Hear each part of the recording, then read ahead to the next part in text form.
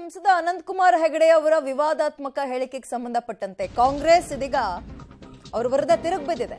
ಪ್ರತಿಭಟನೆಗೂ ಕೂಡ ಮುಂದಾಗಿದೆ.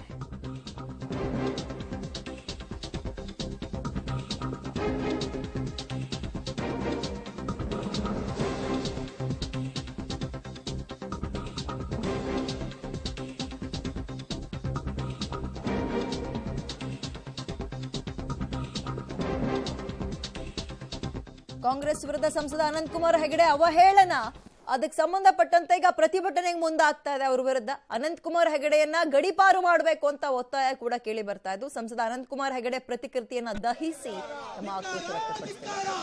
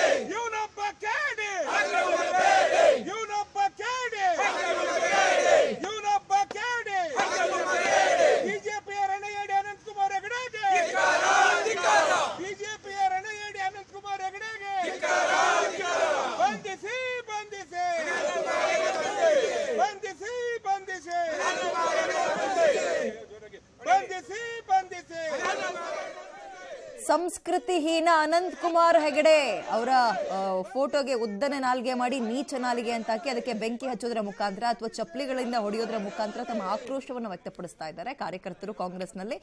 ಇದೀಗ ಮತ್ತೊಂದು ಕಡೆ ಇವನೊಬ್ಬ ಕೇಳಿ ಹಾಕಿ ಇವನಿಗೆ ಬೇಡಿ ಅಂತ ಪ್ರತಿಭಟನೆಯಲ್ಲೂ ಕೂಡ ನಿರತರಾಗಿದ್ದಾರೆ. ಬಟ್ ಪ್ರಶ್ನೆ, ಕಾನೂನು ಕ್ರಮವನ್ನು ತಗೊಳ್ಳುತ್ತಾ ಹಾಗಾದ್ರೆ ಸರ್ಕಾರ ಖುದ್ದಾಗಿ